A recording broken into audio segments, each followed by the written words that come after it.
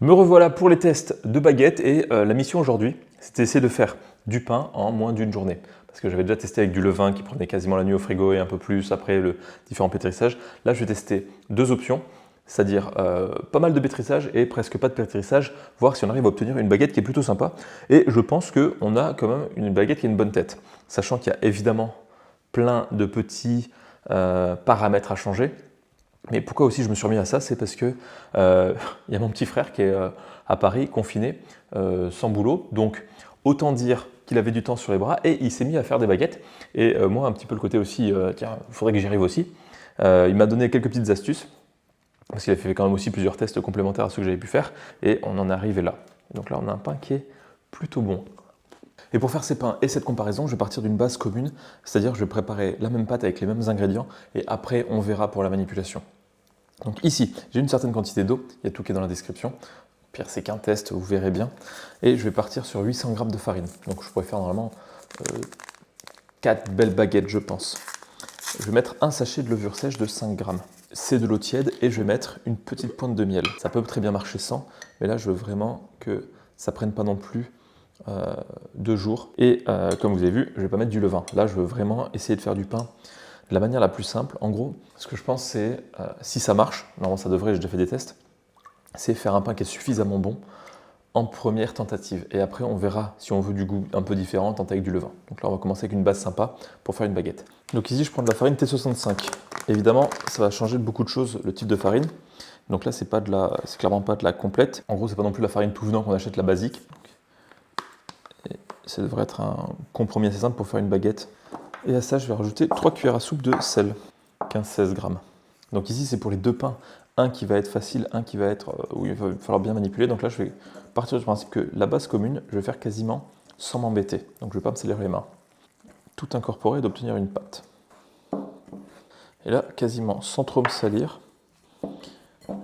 je vais laisser comme ça reposer pendant une petite heure. On a ce gros pâton et je vais le diviser en deux et en mettre une partie où j'y toucherai plus, quasiment, et l'autre que je vais pétrir à n'en plus pouvoir. Donc là, ce que je fais pour le pâton où je ne touche pas, je vais quand même faire quelques petits rabats. Donc c'est pas vraiment du pétrissage poussé. Et là, en tout cas, avec de l'eau tiède, ça va tellement plus vite. Donc là, voilà, c'est vraiment le pain facile où je ne vais pas faire trop de manipulation. Et ça, je vais laisser pousser encore au moins une bonne heure. De toute façon, ça va vraiment dépendre, pas vraiment du temps, mais de à quoi ça ressemble et si ça a vraiment bien poussé. Donc ça, je mets de côté. Et maintenant, je vais m'occuper de ça sur un plan de travail, on va dire propre. Hop, sans farine. On va juste pétrir ça. Et là, on est parti pour 15 minutes de sport. Et encore une fois, prendre mes propos avec un certain recul. Je fais comme ça. Donc là, je tape, je rabats. 90 degrés, je tape, je rabats. En tout cas, déjà, après le repos, la pâte est déjà quasiment bien lisse. Et là, je vais faire ça pendant bien 10 minutes. Et vous voyez, ça colle pas. Et vous voyez, là, quand je l'ouvre, il y a ce côté qui se défait. Je ne sais pas si c'est le signe, mais je vais essayer de pétrir jusqu'à ce qu'on ne le voit quasiment plus. Après, ce qu'il va y avoir comme différence, ça va être des différences de température. Par exemple, là, je pétris plus. Peut-être que ça va faire refroidir la pâte à l'air frais. Et aussi, je vais peut-être perdre un petit peu d'humidité dans cette pâte. Donc là, il y aura peut-être des différences, mais bon, c'est des différences qui sont en gros inhérentes au pétrissage. Donc ça, je vais considérer que c'est obligatoire d'avoir ce genre de différence. Hop, et nous voilà quasiment bien 15 minutes après le début. On a ce petit pâton que je vais mettre à reposer et on revient quand il a bien gonflé, d'ici peut-être une petite heure. Ça a bien gonflé. Et donc là, je retravaille un peu la pâte qui est bien élastique. C'est celle que je n'ai pas pétrie. Je vais quand même lui donner un petit peu de structure.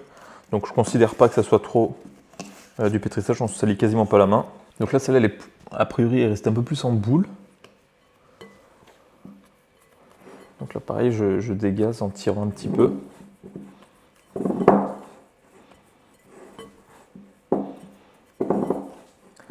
Apparemment, ça donne de la force à la pâte. Donc maintenant, de toute façon, les deux pâtes vont subir le même sort. On s'approche de la fin, mais ça met du temps. Bah forcément, en plus, pour peu qu'on mette moins de levure ou plus et qu'il fasse plus ou moins chaud, bah ça va pousser un peu moins. Donc là, c'est la dernière étape avant de former les baguettes. Donc là, je vais prendre, regardez-moi cette belle pâte. Et encore, celle-là, je ne l'ai pas pétrie, mais elle a l'air pas mal.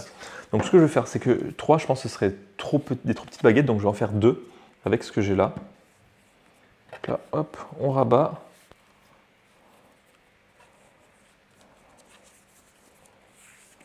Sans complètement dégazer, mais forcément que ça doit se produire un petit peu. Pour la deuxième pâte, celle qui a été pétrie, elle est magnifique aussi, voire avec les yeux de la foi, plus magnifique. Mais regardez cette pâte, comment elle est belle. Il va falloir la laisser repousser. Je crois que c'est objectivement une des plus belles pâtes que j'ai faites. Mais là, pour l'instant, je vois pas énormément de différence entre les deux. Mais on revient dans une petite demi-heure. Donc là, ça a bien repoussé. Plutôt pas mal même. Donc ce que je vais faire, c'est que je vais former les petits pâtons en baguette. Le principe. Ouh là là, oh, c'est la meilleure pâte que j'ai jamais faite, je crois. Si. Je rabasse au milieu.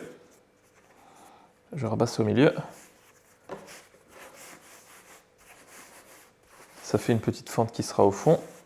Et là, je l'allonge pour faire la baguette. Toujours un geste à ne pas sortir du contexte. Et là, je pose sur du papier sulfurisé en longueur pour que ça puisse, comme ça, continuer à pousser. Donc là, pour pas que ça sèche trop, un petit peu d'eau. Et en plus, ça va me permettre de mettre des graines sur une baguette et sur 2. Histoire d'avoir une petite baguette aux graines. Et donc là, je vais la laisser pousser encore une bonne petite demi-heure, je pense. Il juste faire des choses différentes. J'aurais pu en mettre au fond, mais bon. Voilà, l'étape de la green, je pense que je vais faire 2.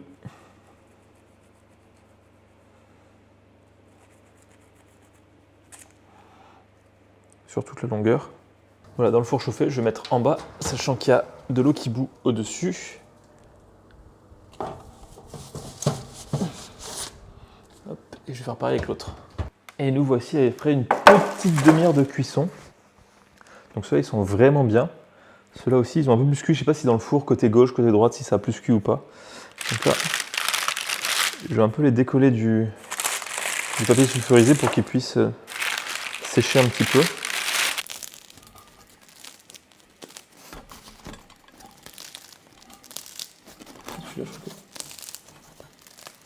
Ici, donc devant celles qui ont été pétries, derrière celles qui n'ont pas été pétries, enfin en tout cas beaucoup moins. La grille est plutôt pas mal, pas complètement ouverte. Et là, je sais pas, peut-être qu'en termes de grille, je pourrais m'améliorer parce que le pain a poussé sur les bords un petit peu par lui-même, sans que en gros, il n'a pas poussé là où je voulais. Peut-être que la grille n'était pas assez profonde ou mal faite.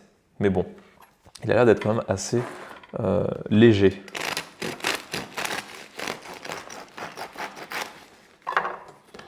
Non, là, on a du beau pain. Il n'y a pas d'alvéole extrêmement grosse, mais il est léger, il sent bon, la croûte est bonne. Franchement, ça a le goût de pain frais qu'on peut acheter en boulangerie. Le pain est bon, il a une bonne forme, j'aurais pu le laisser cuire un peu plus longtemps pour avoir une croûte un peu plus développée, mais il sent bon, il est bon.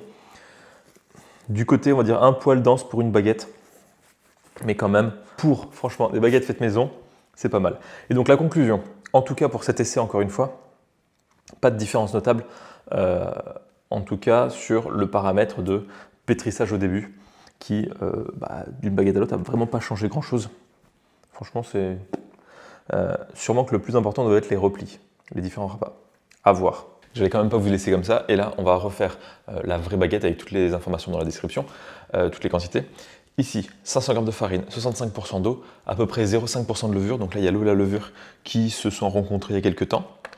Je vais mettre la farine, le sel en pourcentage, ça fait quoi? Ça fait 2 cuillères à café, 10 grammes, 2% de sel à peu près. Donc là c'est parti. Et donc là je vais partir sur le principe de ne pas pétrir. Voilà. Et là je laisse reposer une petite heure. On a la pâte qui s'est bien ramollie. Je la retourne et je fais ça une petite vingtaine de fois. Je vais faire ça toutes les 45 minutes.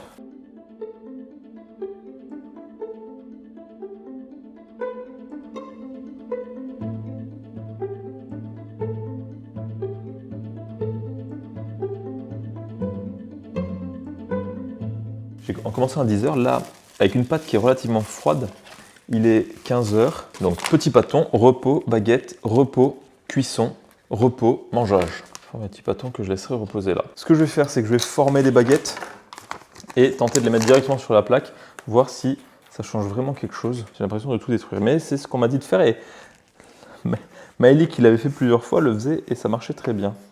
On replie dessus, on replie comme ça. Et là, je vais laisser repousser. Le four est chaud, c'est le moment de faire les entailles.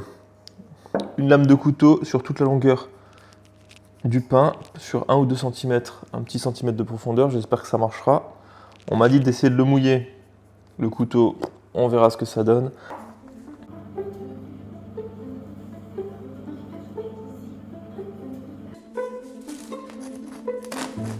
En tout cas, c'est quasiment du pain de boulangerie. Peu de choses près. Après, niveau de goût, pour avoir quelque chose d'un peu plus complexe, peut-être mettre une petite partie de levain avec la levure, histoire d'avoir quelque chose avec un peu plus de caractère. Mais sinon, ça, franchement, c'est une bonne baguette. Donc moi, je vous laisse là-dessus et on se revoit dans pas longtemps pour... on verra bien.